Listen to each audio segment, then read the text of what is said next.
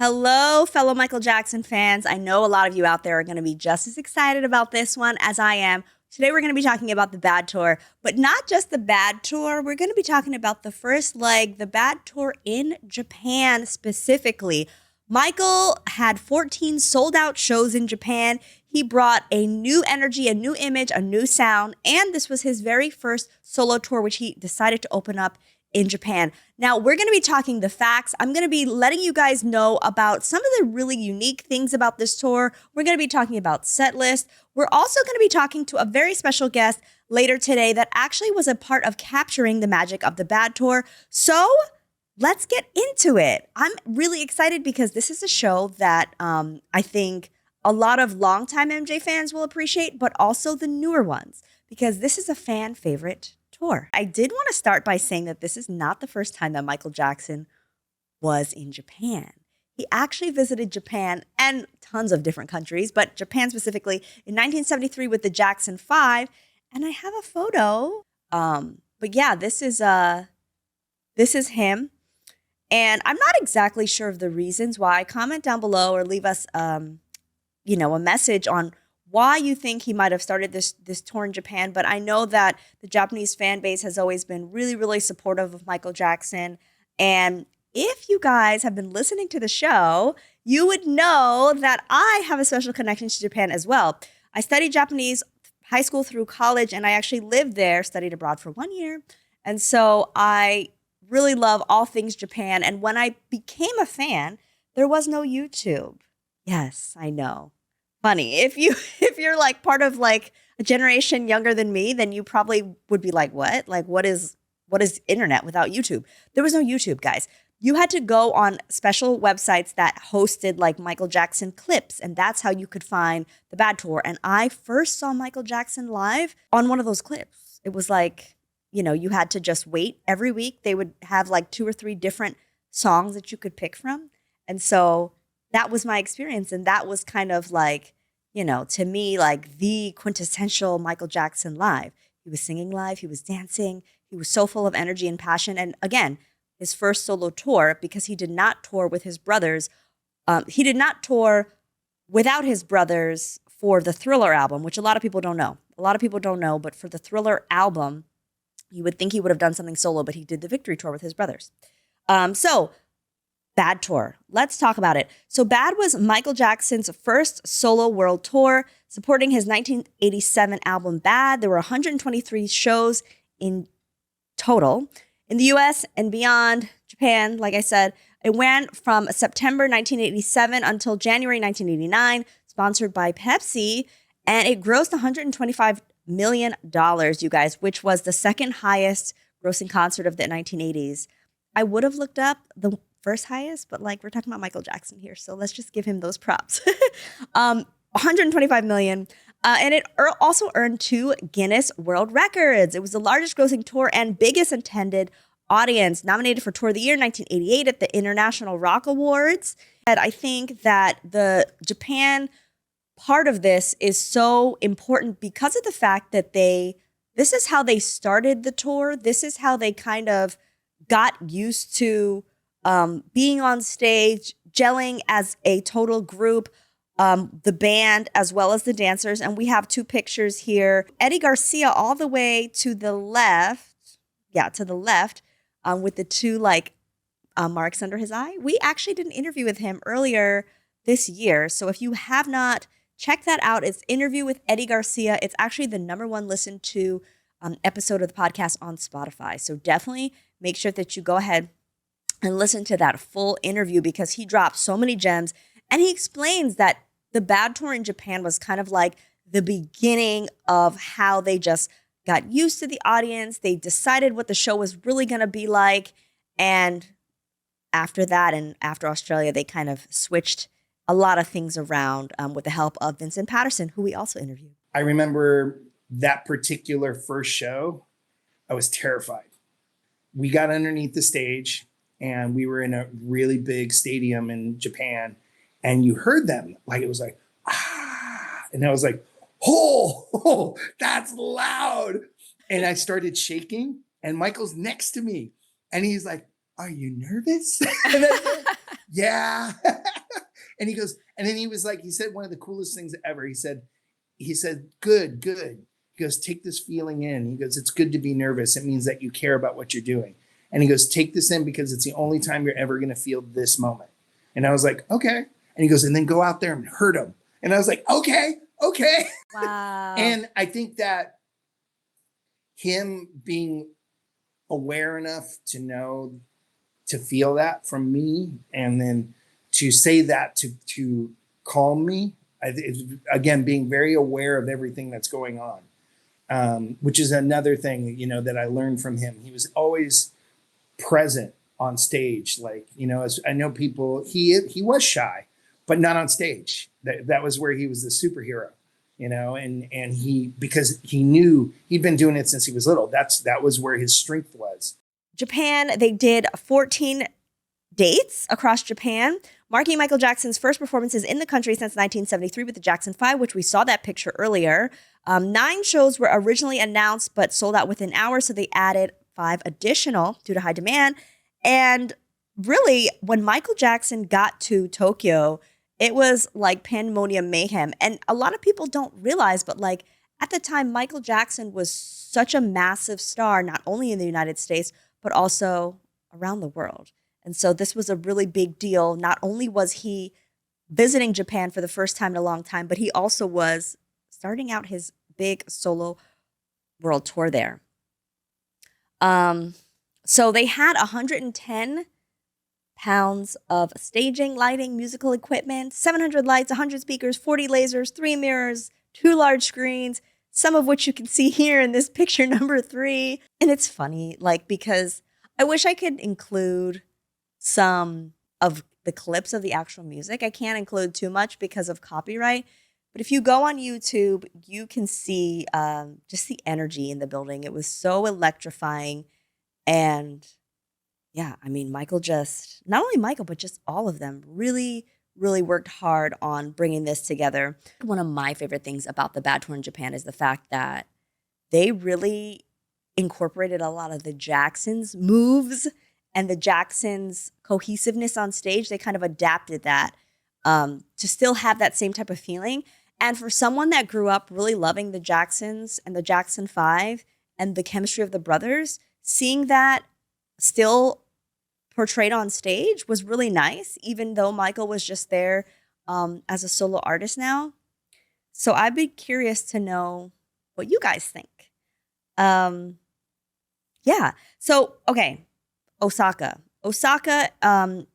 he went to Osaka, Yokohama, Tokyo. Let me just make sure. Yeah. Osaka, Yokohama, Tokyo, Nishinomiya, Tokyo, Yokohama, Osaka. Those were those places that he went to. And one of the things that is so funny is when I went to Japan let me think, when was this? I had to be like 19 or 20. And I decided to kind of recreate Michael Jackson's steps in Tokyo. Come on, this is what I used to do. If you are not familiar, my channel actually started out as a travel channel. I was traveling to different places around the United States and around the world that Michael Jackson had been to, and kind of showing pictures of what it looks like now, what it looked like back then, and recreating his steps, walking his footsteps. And so he took this really cool photo shoot in Japan in Ginza, which is like almost, I would compare parts of Ginza to like Fifth Avenue in New York, because I'm a New Yorker. That's kind of like how I look at it when I go there, when I've gone there.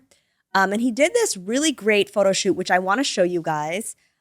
And you can see Michael here. And it's funny. I should have brought my picture also of me standing in the same place. Not that you guys would want to see that, but some people might be like, ooh, cool. And then there's photo number 5. The attendance for these first 14 Japanese dates totaled 570,000, which I'm not too 100% sure on that number, because it says previous records, past performers could draw 200,000 for a single tour. But this must mean for more than just the all 14 dates put together, right? Probably per night. What do you think? Maybe. Right? I have to look at it. Yeah. I'm talking to Solomon, by the way, who I Actually, I've never talked to you about this, Salman. Have you gone to see Michael Jackson live? I never have, no. Okay. Unfortunately. Okay. I thought you might have. For those of you that don't know, Salman sang with Michael Jackson. boy. So the possibilities are endless here, you guys. We never know. So some shows were filmed by Nippon TV, and also the Yokohama September 26th show was broadcast on television as well. And that is the one that you see mostly on YouTube. It's the Yokohama show, Michael Jackson Live in Yokohama. So I love that show. And then after he left Japan, he toured the United States twice. And then he made a return back to Tokyo for 9 shows in December, which included a Christmas concert in 1988. So I don't know. I feel like there are multiple reasons why the Michael Jackson fan community really love the Bad Tour. Number one, I think you've got the live singing element, which if you're not a fan of the Jacksons and the Jackson 5, you would think, oh, this is the only time he ever sang live. I always tell people, go back to the Victory Tour, go back to the Triumph Tour, Destiny Tour. Like, he was always singing live. But if you count his solo tours, subsequent tours like Dangerous and History, he kind of did a mix of like lip syncing and live singing. You have to be honest, like Michael Jackson is like one of the hardest working entertainers when it comes to stage performance. So it's really hard to sing live night after night after night and dance and, you know, interact with the audience and keep your energy up. So I really admire the fact that he did this live for the Bad Tour. And even if it's the only one that we get that's pretty much all live, like I'm happy with that. Number two, I really think that although a lot of fans are not fans of a lot of fans are fans of the Jacksons, yes. But some people are more like solo Michael, which is totally fine. But I still think that they appreciate that chemistry between him and the dancers on stage. He and other people on stage, the dancers as well as the band, the background singers. And that's something that comes from what they were doing as a group. You know, people were used to that. And then also Michael was comfortable with that. That's something that Eddie Garcia, principal tour dancer, shared with us, is that Michael was very comfortable interacting with his brothers on stage and like having that playing off of each other and interacting, dancing with each other. And that kind of thing stemmed from back then. So I think a lot of fans like that, even if they don't know that they like that from the Jacksons, they like that portion of it. And then I also think it's the dancing. I think later on when it comes to Dangerous and History, I think a lot of people are very like, they appreciate the dancings, but I think here Michael was just so much more, I don't know, he seemed more free from the choreography, whereas in later years he kind of like stuck to the exact choreography. I could be wrong. Let me know in the comments down below. I always love to hear what you guys think. I know that a lot of my fan friends tend to enjoy the Bad Tour for all those reasons that I listed, but also because it's the first that they saw. So I want to know down below in the comments, whether you're listening on Spotify or if you're on YouTube, comment down below. Was the Bad Tour in Japan the very first live performance of Michael Jackson that you saw?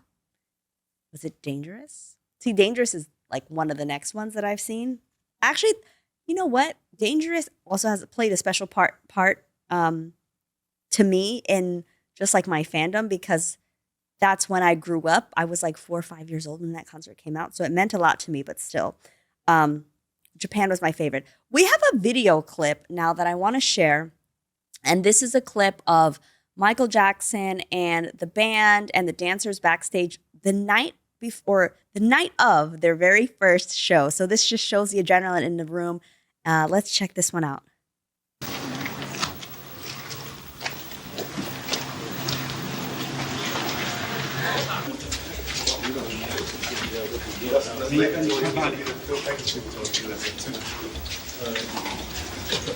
We want to commend you on hitting the highest A flat I have heard in my life.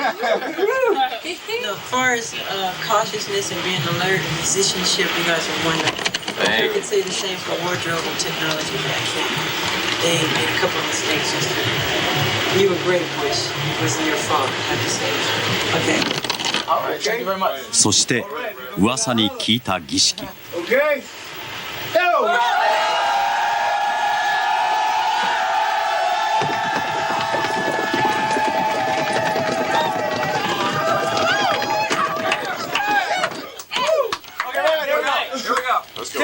Team, Salome.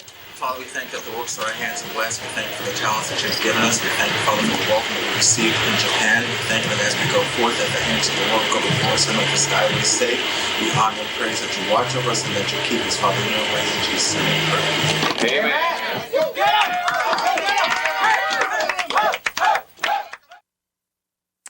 Gotta love that. Gotta love that. And also, like I said, go back and watch the Eddie Garcia interview that we did earlier this year, because that interview really gave a lot of insight into what actually was going on behind the scenes, in the background, what they were all thinking. Eddie Garcia shared a really good story about him being super nervous to be going on stage. His first night, he was literally shaking. And then Michael was like, "Are you nervous?" And he was like, "Yeah, I'm a little nervous." And he said, "Good, like you'll never feel this excitement or this energy again." And he said, like, take that and channel it into your performance. And he said, and go out there and hurt them. And I just thought that was so cool, because Eddie Garcia said that one of the things that really made Michael Jackson stand out to him, and he's worked with several different artists, and he said that Michael Jackson was always aware of his surroundings, aware of other people, aware of what's going on stage. And I feel like that's super important. And I loved that he shared that story. So now we're going to go into the set list, and then in just about 2 minutes after I talk about the set list, because I love the set list for the Bad Tour in Japan, we're going to have our special guest on that actually was a part of capturing the magic. And just a little sneak peek, one of her photos is right here on my shirt. So let's go into the set list. The set list was Want to Be Starting Something, Things I Do For You, Off the Wall, Human Nature, Heartbreak Hotel, She's Out of My Life, the Jackson 5 medley, I Want You Back, The Love You Save, I'll Be There, Rock With You, Lovely One, Working Day and Night, Beat It, Billie Jean, Shake Your Body, Down to the Ground, Thriller, I Just Can't Stop Loving You, and Bad. You know what though? Now I'm wondering, because a lot of the shows that we've seen online kind of end at Shake Your Body, Down to the Ground. So Thriller, I Just Can't Stop Loving You, and Bad, those might not have been in all of those 14 days. Comment down below if you know. I love how we can just help each other out. MJ fam. I really wanted to share the set list because, again, hammering home the fact that Michael Jackson was now for the first time branching out solo, but still kind of leaning on that old catalog. We have Things I Do For You, Heartbreak Hotel, Jackson 5 medley, Lovely One, Shake Your Body. Those are all songs that are Jackson's songs or Jackson 5. So, and I before we are bringing on our special guest, I just want to show this last video because my personal favorite song that Michael Jackson has ever done live, surprisingly, is Shake Your Body Down to the Ground. And it's this exact performance. So I just want to give you a little glimpse and a feeling of the energy. I know I said I wasn't going to play songs, but I can help. I couldn't do this episode without this. So let's take a listen to this clip.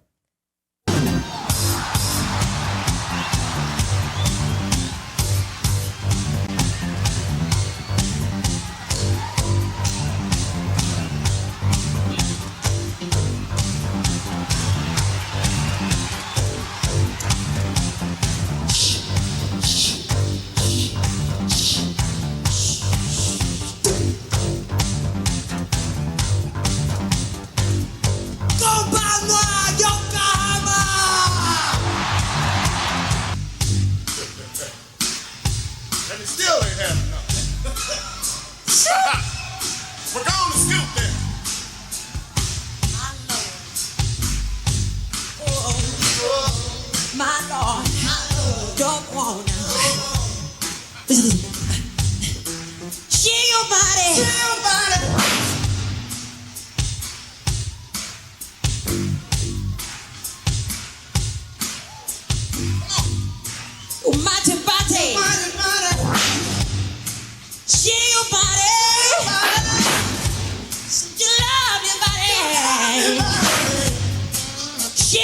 boy.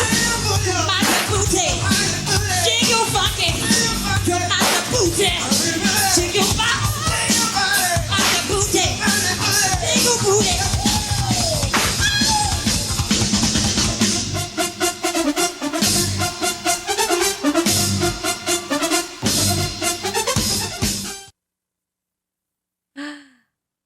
I love that. I just love that. I could seriously, I honestly, like if someone would let me, I would just sit, I would have played the whole tour and just been like, let's watch it together, guys.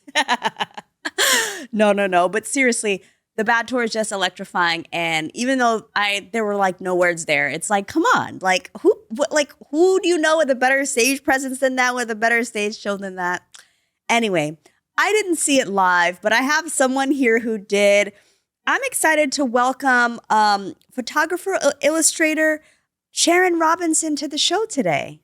Hi, Sharon. Hello. It's so good to have you on the show. How are you today? I'm wonderful. Thanks for having me. Yes. Oh my gosh. I feel like this is a long time coming. I heard about your experience being a photographer for the Bad Tour not too long ago, but it's really good to have you on here, and I'm excited for everyone to hear your story because I feel like it's super unique. It is. It's the story that was destined to not happen, but because I was in the right place at the right time with the right person, the gates of heaven opened up and I was able to get these photos. It was incredible. Yes. Okay. So let's start in the beginning. So you were stationed in Japan, correct? Yes, I was stationed at Atsugi Air Force Base, Naval Air Force Base. Yes. Okay. So first of all, thank you for your service. Thank you. And tell us a little bit about yourself and how you found out about Michael coming to Japan. Well, that's the whole thing, Aisha. I didn't know he was coming. What happened was my mother sent me a birthday card and a note telling me that Michael was coming to my area. Wow. Okay. And she sent me $25 money order, but somehow I forgot about that. Well, the second that I found out, I was just, what? So I had to get to work quick because I had a number of days before the show starts, right? Mm-hmm. So it was sold out. Now Atsugi is about 30 miles outside of Tokyo. Okay. And I was told that there was not a ticket left in the world. I was like, oh no, this can't happen. Now I'm about 30 years old and I'm just excited. So I got on the phone, girl, and I started calling people. Who's got a ticket? I don't care how much it costs. I got to have this. Because I didn't get to see the Jacksons. That's why. Oh, anyway, okay. Yeah, I didn't get to see them. Anyway, I found a ticket and I was elated. It cost me $100, but I paid every single dime. But this is what happened. I couldn't read the ticket. So I didn't know where my seat was, but I didn't care. I just wanted to get in that building. And so because I had become a photographer and I had these skills and I had these cameras, I was like, I got to get some pictures of this. I can't let this go by. I didn't know if I'd ever see him again, right? Yeah. So girl, I devised this scheme to get my camera into the stadium. I'm not going to tell you how I did it. I'm not going to do anything criminal. Okay. But I did get a camera in. But once I got in, my ticket was way up in the, God, it was so high up. It was like, if I hadn't shot anything, it'd have been ants, just like little teeny. And I was so disappointed, Aisha. I was like, no, this can't be. After all I went through to get that camera in there, and then I can't get a spot, right? So I was sitting in my spot, and I looked over to my left, and there was a black man over there. And I was like, oh. And something just said, you know what? You need to go over and talk to him. And so I didn't know him from Adam. And, when you're in a foreign country, not everybody's speaks English. Right. Not everybody's American. You know, you just You're like, So let me go over and here. I walked over and introduced myself and told him, you know, that I wanted to do this, but I can't, you know, we had the same ticket bought from the same scalper. And that's why he was up there with me. Wow. Yeah. So we decided to go down to the floor and stand around and see what we could see. In the meantime, this brother is he's Army. He is American, but he's in the Army. And we just got together. So we get down on the floor and we're just standing there, Aisha. It's dark, but the people are coming in. The stadium's getting full. And they had this big net that separated you from the floor seats and the seats in the boonies. Mm-hmm. Anyway, girl, we were standing right by that security gate. Me and this guy that I just met 5 minutes before. But as we were standing, we could see somebody running. And the person was running toward where we were standing. Oh. From way across the stadium. Okay. And as he got closer, he had cameras on his neck. Girl, the man ran up to the security guard that was guarding that net. Uh-huh. And they started speaking to one another. And girl, the next thing I knew, they were going, come here. Come here. Like this. Come here. To you and your new friend, or just Yes. Yes. To both. They were telling both of us to come. The next thing I knew, they opened that net and we walked into the floor seats. Wow. I was like, oh my God. Now I got the camera. The camera's right here. And I'm like, oh my God. So now I got to find somewhere to sit down. Mm-hmm. Because how am I going to do this, right? I go running up to the front of the stage, because they were filling in, but it wasn't full. And I just picked a row. There were row seats.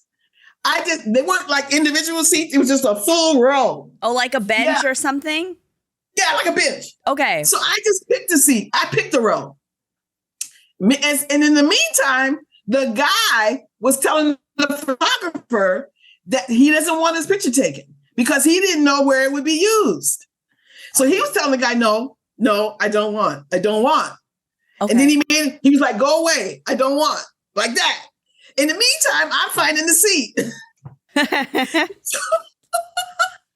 I found the seat, and it was just the luck of the Irish, Aisha. The people whose seat we were in, they were late. Wow. They were late. Because by the time we found the seat and got seated, girl, the show started. So yeah, it was fate. I had seconds to put the camera together because the camera was broken up so I could fit it in my umbrella. Oops. We'll pretend we didn't hear anything. Yeah, I had to put the camera together. And the next thing I knew, girl, the lights came down. And this is what I'm going to show you the first shot. Okay. Wow. Oh. They were underneath the stage, and they came up through the stage. And those lights behind them, mm-hmm. they flipped back to let them come up. Wow. Yeah. And so this is the very first shot that I was able to get. And once I got this shot, I just kept shooting because I didn't know when they were going to come and get us, right? Right. So I just kept going. Oh my goodness. This is giving me the chills because I know that it's a real picture that you actually took. Like, yeah. I just kept going. I just kept shooting. I kept shooting. Wow. Oh, I love that one. I kept shooting because you didn't know when. And as you can see, he's still wearing his jacket. Yes. And I think this one has the Mr. Fillinganes, the musical director. Yes, I see him. Behind him in this shot. Well, I met him going up. Well, I'll tell you that one later. Anyway, I'm just going to show the shots. Yes. Wow. You see his bandmates. Yeah, I see Eddie there, and I'm not sure who the Eddie? other dancer is. Yeah. Yeah. Wow. Oh, can you bring it down a little bit? That one? Yes. Okay, perfect. Wow. Yeah. I just kept shooting, girl. And finally, you know, I didn't even hear anything. It was just all about, let's let me keep shooting. Now, as you see, he's got his jacket on, right? Yes. Yeah. Yes. Okay. So now he takes his jacket off. And this is Jennifer Batten behind him. Yeah. I was so shocked to see a woman in the band. Oh, that's so true. I didn't expect to see a woman in the band, but there she is. Wow. And no one, and at this point, you're going through a couple songs and no one says anything. Nobody is doing, well, no. The person sitting next to me, she said, no cameras, no cameras. I was like, shh. Get like this. Shh. You know what's so funny about that? Now they would never be able to prevent people from taking pictures because we all have it on our phones. But these are special because they're real film, you know? That's right. Oh, yeah. This is the best film I could get at the time, which was Kodak 1000. And I think there's a couple 400. This is the speed of the film. Mm-hmm. The higher the number, the more you can use the available light. There's no flash. This is all the available light. This is all stage lighting. Wow. This is one of my favorite shots. Oh, can you bring it down a little bit? Because I want to see. Yes, there we go. He's smiling. Wow. He's smiling in that shot. Oh, my goodness. Yeah. And look at this. This is the last one. Okay. This is the last one I got. And look what he's doing. Does he have one of his fingers up? He has his whole fist up. Oh, his fist. Okay. Yeah. Oh my goodness. Yeah. And so at this point now, they come for their seats. The people that own those seats, they come. And so me and the guy, we get up. There's no argument. There's nothing. We get right up and we go back to our seats in the boonies. Okay. And I'm the happiest girl alive. Right. So the next day, I go back to the lab. I had a full photographic laboratory to work with. I go to the lab, girl. The next day, I processed that film. Girl, when I saw those negatives, I was like, oh my God. Because, okay, wait, I have to set the scene because a lot of people listening might not know. Okay, so there was a time where you took pictures and you're just looking. You're not really seeing like a digital version of it at the same time, right? No, you're taking them and you're not exactly sure. You're looking through a tiny viewfinder. Right. That's what it's called. Viewfinder. You can't see nothing. Yeah. You can't see nothing. The camera has to do everything. And I was so fortunate to have a telephoto lens. And that's is that like the one that zooms in? You can bring it in and bring the subject to you, right? And because I positioned myself in front of that stage, the distance between me and the subject, it worked out. And that's why I got such eliminating shots. Wow. Because I can bring it to me. So yeah, I got the pictures and then I didn't know what to do with them. Okay. I really didn't know what to do. So I didn't do anything. Okay. I just made sure that the negatives were kept clean and I just kept them. So it turns out the following year, he ended the tour in Japan and I was still over there. Wow. And these are the December shows that we talked about earlier. December. Yes. Yeah. Now we're into 1988. Okay. But I got to tell you, unfortunately for me, my mother got sick and she died. She died in March of 88. Sorry to hear So she didn't get to know. She was the one that helped me get the first set, but she didn't know that I was able to get the second set on my own. Oh, wow. No, know. She didn't know it. She didn't know. But anyway, so what I did this in 1988 when he came, I made prints. I made prints, and they were big. They were like this big. Okay. And so everything you saw, I gave to Michael. Okay, so wait, rewind. Okay, so you were able to get the prints made, and then how did you get in touch to get those images to Michael? I took everything. When he came back in 88, I got a ticket. And then I put everything you saw that in that size in an envelope. And I even carried my photographer's bag. Wow, I love that. That's me at about 30 years old. Oh, that is amazing. You still have it. And then Aisha, I put the cheesiest letter into the envelope, telling Michael, how wonderful, and that I had, I saw him on the Ed Sullivan show. Oh. I didn't know what to. It was just, and so then I gave it. They had this big sign at Tokyo. Now we're at the Tokyo Dome. We were at Yokohama for the photos you saw. Okay. Okay. But now we're at the Tokyo Dome.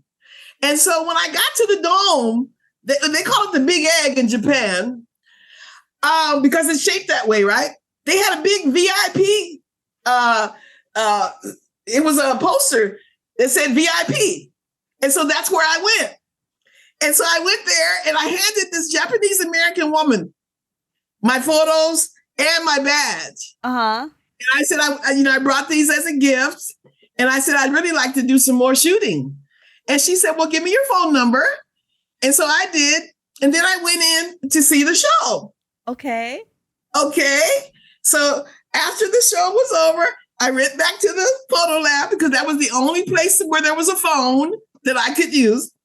Do you know, by the time I was about 30 miles from Tokyo, by the time I got back to that lab, opened the door, walked in, put my camera down, girl, the phone rang. I was like, oh my God. No way. Oh my gosh. I feel like this is like everything is just lining up. You can't even believe how it lined up. It was unbelievable. She told me we would love to have you come.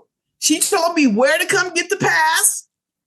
I had to go to the hotel early in the day to get the official pass. Wow. And the thing about it was, I was a supervisor in the Navy at that time, right? And I had about 3 or 4 recruits that I was supervising. And I told every single one of them I was going to do this. And nobody believed me.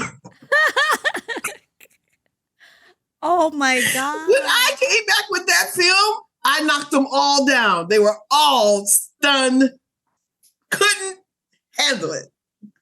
Anyway, so that's what got me into the 1988 Tokyo Dome shows by bringing my pictures. So and you showing went her to like the first show or something. You went to one of the first. You went to one of the first shows in December and gave her the photos, and then she said, "Come back." Yeah, she gave me the hotel to come to get the. And when I got to the hotel and to the elevator, open up the door, and who's standing there? Greg Fillinganes. Wow. And I said, that's what I did. I was like, wow. He didn't know me from Adam. And I'm quite sure he didn't expect to see me. But I stood there and talked. We took the elevator up. And I was talking to him about the show and everything, and telling him how wonderful the music sounded, And then I told him there was a picture of himself, upstairs in the hotel room. And he was like, cool. And then that's when I saw Tony. See, but he didn't know who I was. Oh, yeah. Eddie Garcia. Eddie Garcia. Eddie, yeah. Okay. Yeah, that's when I saw Eddie. He didn't know, but I knew. So anyway, that night, I showed up at the Tokyo Dome for my official position. And it was you know what? From the time I parked my car, it's hard to get a park in Tokyo, but it was there, Aisha. I didn't have no stress at all. Wow. Getting into the dome, okay? And girl, I wish I had a picture of myself. I had on a green tam it was all leather and a leather jacket, all green. I had to be seen. I love it. I had to be seen. I didn't wear glasses. I had contacts at the time. Anyway, and some jeans, right? Girl, the whole place was full of men. They put us all in one room. Okay. And everybody was speaking every language under the sun. They were all there, all the top ones. I didn't know any of them. And they didn't know me. Nobody asked me anything.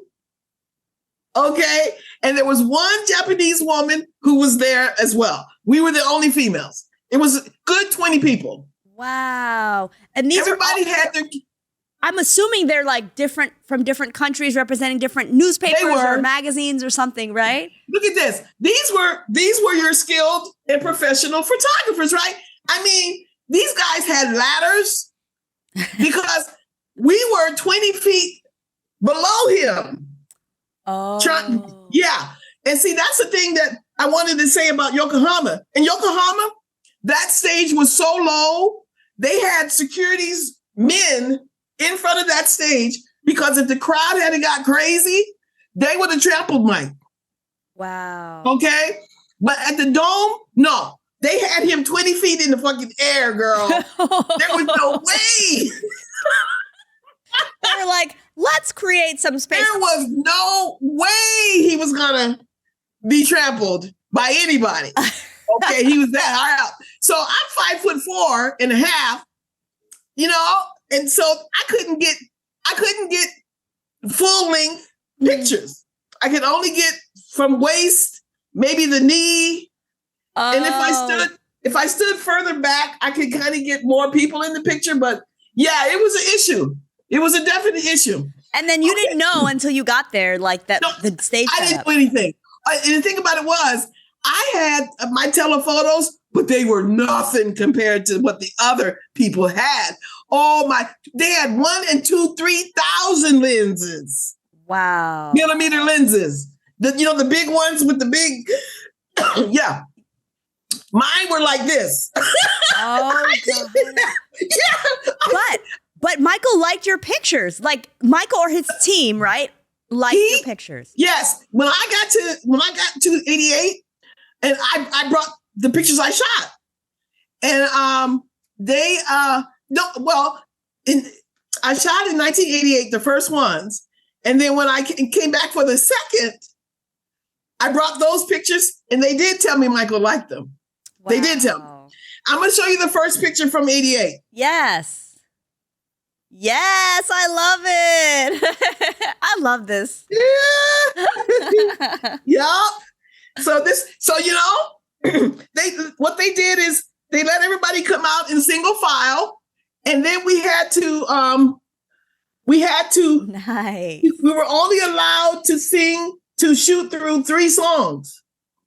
Oh. And it was so deep because I had about the same amount of time that I had in 87 is what I had in 88. It was about the same amount of time.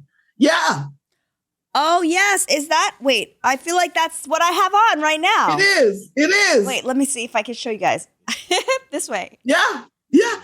Yeah. Yeah. Yeah. It moved fast. The show moved real fast.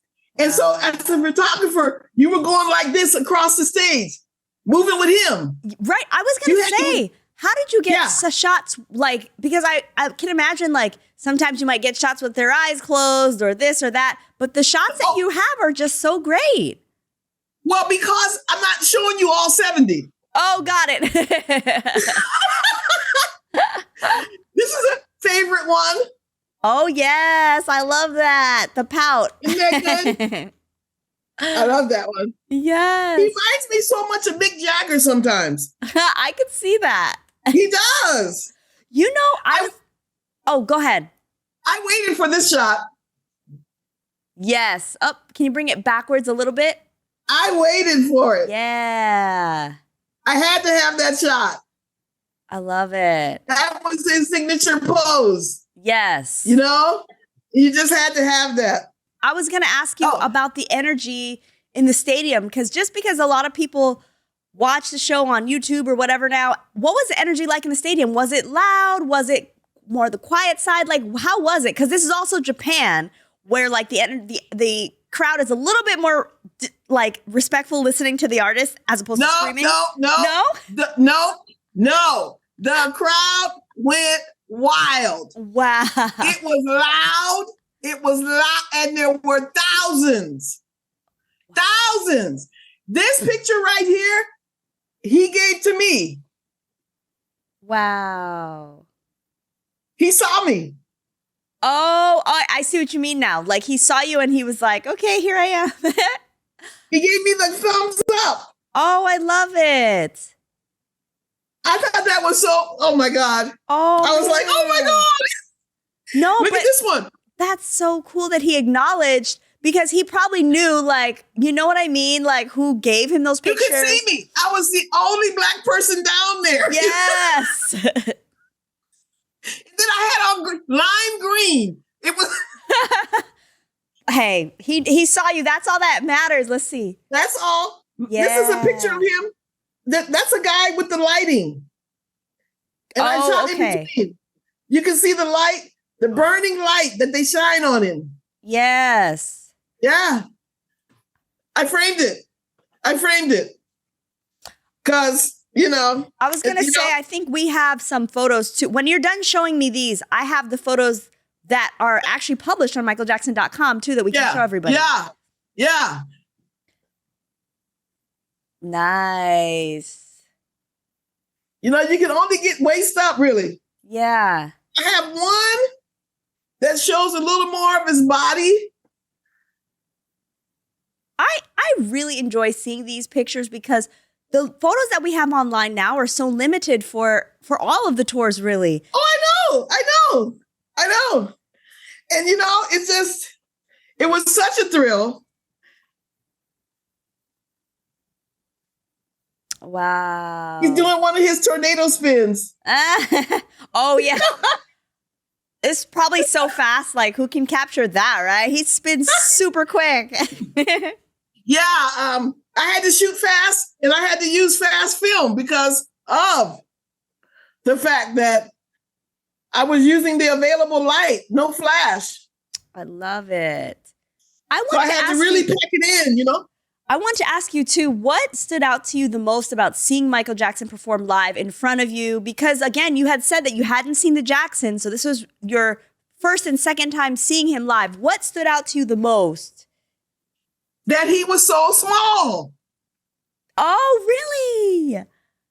He was so slender. He was slender and, you know, and tiny, and the stage is so big, and all the stuff that's going around and around, you know, you're just like, wow, this.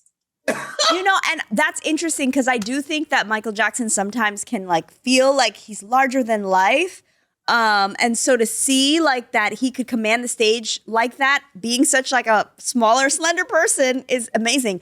I wanted to ask you too, did you ever sell any of these photos? No.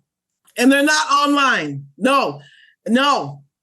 Okay, No, tell us about that decision, because tell me. Well, the thing is, we have some laws around using someone's image, right?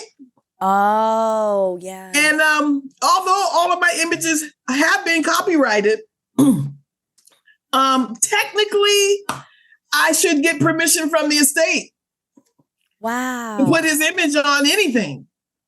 That's so. See? Yeah. It's okay. I think it's pretty much okay to sell photos, but merchandise, that's a whole nother ballgame. Got it. And because I don't have that kind of information, and you start getting into this intellectual property thing, you start getting into, you know, the legal if I was side. to do, you know, I just haven't gone there.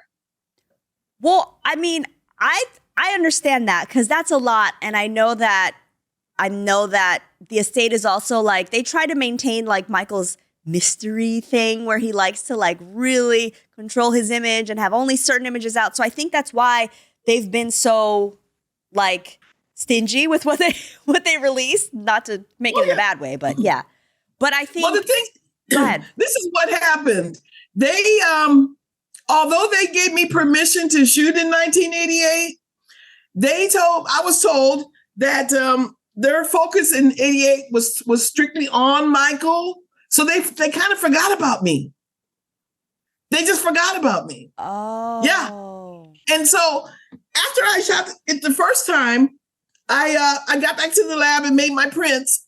I called them up and asked them to shoot it again. And they said, yes. I couldn't believe it.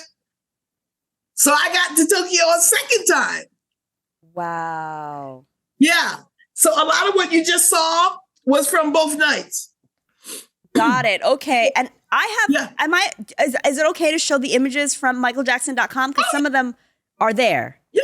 Right? Okay. Yeah. Let's see. I have the next 3 photos actually. Let's see here. So this is one of them. Yeah. This is one you showed, but this is cool to see. I showed, yeah.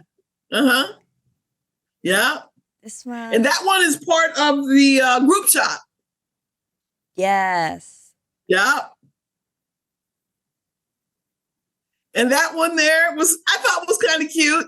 Yeah, he's got a smile. Yeah, and he's smiling and feeling wonderful, And so as the night went on and the shows went on, I was able to move around enough to get these little bitty pictures. Oh, nice. And they're really nice. They're very sharp. Oh, can you bring it backwards just a little bit? There you go. Okay, Uh-huh. great. Yeah. And so that was good. And I even got a chance to do Thriller. Oh, I would When he love did- to see that. Yeah, but okay, like I said, they only let us do shoot through 3 songs, right? Mm-hmm. So after the 3 songs, we had to leave the area. But this is what happened to me. Now I didn't have a ticket that night, right? Uh-huh. So once I finished shooting, I pretty much got back on the subway to go back to Atsugi. So as I was standing, I'm only 30 years old, and I'm standing in the subway waiting for the train. Don't you know this Japanese young man, walks up to me, shows me 2 tickets to the show, and says, "Would you like to come?" Wow. So I get to go back to the top Wait, and sit down. so this is now a this third happened. time? Yeah, I get to go back in and sit down with this man that invited me. Oh. And as I did that, and see, by the time I got back in there, they were doing Thriller, right? So I was able to it's very tiny, Oh. but it's him standing there in his Thriller. Yes. Wow. Yeah. A little bit. Yeah. And then It's hold on, a very little tiny, higher. but Yes. okay.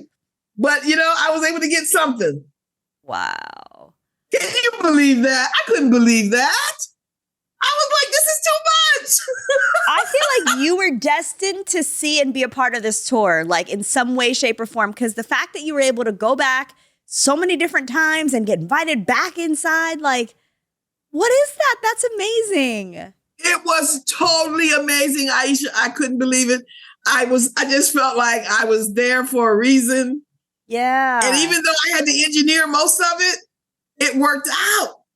Yes. Yeah. And I was going to say too, like another thing that I feel like is unique because I spent a little bit of time in Japan too, is that like to be an American and be there and to be, also a Black person and Michael Jackson's also there. Like you feel like that special connection too.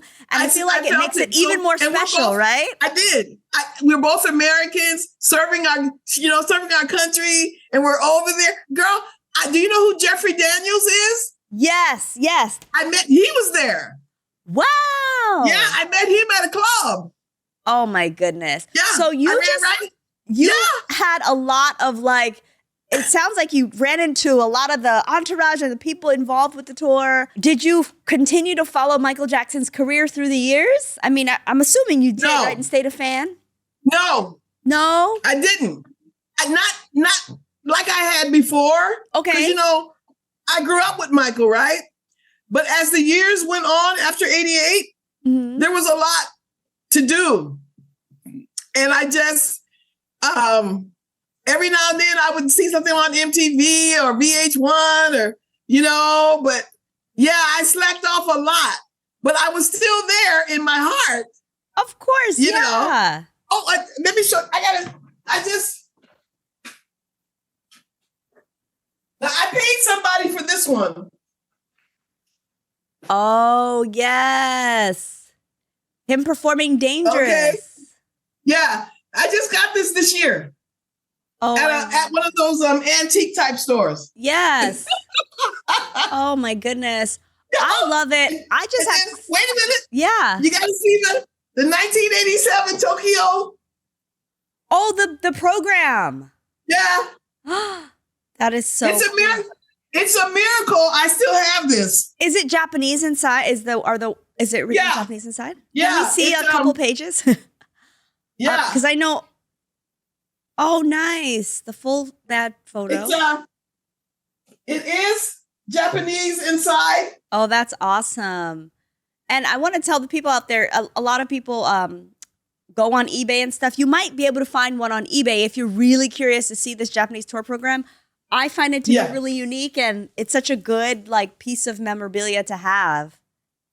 Oh, it is. It's a miracle that I was able to keep it because I had to move so many times Wow. that I really had to keep focused on where this was, you know? Yes. And now I Because- want to ask you one last question, because I want to know, is it important to you that fans can access some of your photos or see some of your photos, or where are you with that now? Because I know you've copyrighted them. I would love for the fans to get every single one of my photos if I could all possibly do it. Yeah. But, you know, you got to know the people. You got to know how to do this thing right. You know, you have to, and I don't know that part of it. Got it. You see what I'm saying? I'm really, and you know, I'm 69 this year. Mhm. And obviously I'm not going to be here forever, but I don't want these negatives to turn into dust. I don't. That's the Right. reason why when I saw your program, I was like, oh yeah, I can talk to her and she talks to the world. Well, I'm so glad you're sharing your story here, because maybe there's somebody that's listening that might know about this or be in touch with some other people that have photographed Michael that know kind of the way to get some of the photos out there and get them shared, because you have amazing photos. And I'm so glad to hear your story. I'm glad that you were there. And I'm sure that Michael kind of was thumbs up, hey, you and me here, we're doing our thing in Japan. That is just such a cool acknowledgement. It was so cool. It was sick. It was so cool. I was so, even, you know what? After all these years, I still get excited about it. Yeah, I don't blame you. I'm not sure if you saw some of those clips earlier, but did it bring back memories, the video clips? Oh, yeah. I've been seeing those clips for years. Yeah. I mean, you know, he was gold. I mean, he was gold from the time he stepped on that stage on the Ed Sullivan Show. We all just fell in love with him because kids during the 1960s, we didn't get nothing. We couldn't do anything. Yeah. But the Jacksons could do everything, you know, and they were the future. Oh, yeah. Because we had such a terrible 60s that when they came up, Aisha, it was like, that's the future. And it was us. And they inspired millions of Black kids like myself. Yeah. Who were scared to death and didn't know what to do going through the 60s. But they gave us courage. Oh, I love the whole that. family. The whole family gave us the courage to keep going out here. Yeah. They really, really did. Thank you for sharing that. I feel like that's so powerful, and yeah, the whole Jackson family, you're right. We can't forget about them because they were They brought years of entertainment They were together. the catalyst for change. I'm telling you, I thank God for the family every day because they really helped us see that we had a future, regardless of what was going on. We had a future. We were the future. Right. You know what I'm saying? Yeah. Oh, I love that. Well, I have to thank you so much, Sharon, for being on the show today. I have really enjoyed talking to you. I want people to know out there that Sharon has taken some amazing photos. And if you loved her story, comment down below. Let us know what you think. Did you see Michael live in Japan? Comment down below. And I'm going to do this one last segment that I want to tell you guys about Michael's letter from Japan. So thank you, Sharon. You're welcome. Okay, you guys. So this last thing we're going to do to close out this episode is to share about Michael's letter in Japan. Now, a lot of you guys might not know. I'll show a photo here. During the end of Michael Jackson's Bad Tour in Osaka, he actually appeared on the cover of People magazine with an interview by Todd Gold. And when he was in Japan, he was really affected by some of the negative press that was just going around about him in general. He even told his mother, Catherine, that he didn't want to take calls from anyone because he was afraid he'd have bad news and criticism. And he was really trying to focus on this tour. This was his first big world tour, this first solo tour. So from his hotel room in Tokyo, he decided to write an open letter to the press. And in the letter, Michael shared how much he cared for his fans, children all over the world, and how much it hurt him to be misunderstood. So I wanted to just read this letter because I feel like it's beautiful and it's representative of Michael at this period of time. It's a little bittersweet, so let's take a listen. Like the old Indian proverb says, do not judge a man until you've walked 2 moons in his moccasins. Most people don't know me. That is why they write such things in which most is not true. I cry very, very often because it hurts and I worry about the children. All my children all over the world. I live for them. If a man could say nothing against a character but what he can prove, history could not be written. Animals strike not from malice, but because they want to live. It is the same with those who criticize. They desire our blood, not our pain. But I still must achieve, I still must seek truth in all things. I must endure for the power I was sent forth, for the world, for the children. But have mercy, for I've been bleeding a long time now. MJ. And I just wanted to read that because you guys, a lot of times we look at the bad tour and we're like, oh, the bad era, and this is like the height, and Michael was doing great, and he was doing amazing.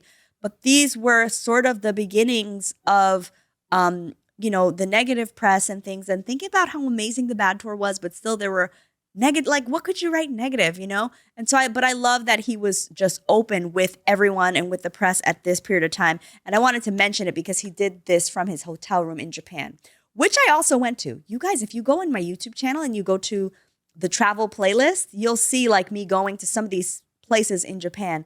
And one of them is that hotel that he wrote this letter from.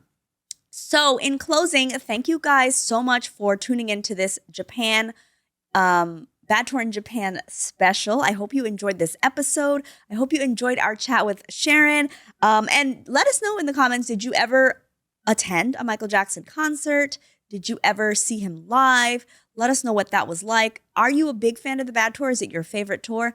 And if you're interested in ever becoming a guest, if you have a unique story about Michael Jackson or your fandom or working with him or alongside him or anything like that, drop me a line. mjfangirl.com/guest is where you can apply to be a guest on the show. I'm super excited to have spoken to you, to Sharon today. You can join our Patreon. I forgot to show the Patreon video. Do we have time to show it? Okay, we're going to show you a quick video about Patreon and then I'll close out. If you've been loving this journey through Michael Jackson's legacy with me, I want to invite you to take it a step further. On Patreon, you'll get early access to every video, completely ad-free, plus exclusive reaction videos, candid behind-the-scenes chats, and access to a library of over 80 plus bonus posts. More than that, when you join, you're helping me keep this community alive. It's just $4.99 a month, and even joining once makes a big difference. Visit patreon.com/mjfangirl and become part of something special. I can't wait to see you over there. Also, shout out to our Patreon Platinum sponsor, Marla's. You help support the show so much more than you know. I appreciate you. You are the absolute best. Yeah, shout out to Marlis. And shout out to all the listeners here. We hope that I hope that you subscribe on YouTube. We're almost at 50,000 subscribers. I keep saying that. We're not there yet. So please subscribe, share the video with a friend, and make sure that you're also subscribed and following on the podcast platforms. We also have the full shows in their entirety. They're all about like an hour and a half long. So you can listen and get your MJ fam on. I hope to talk with you guys again soon and see you in the next episode. Bye.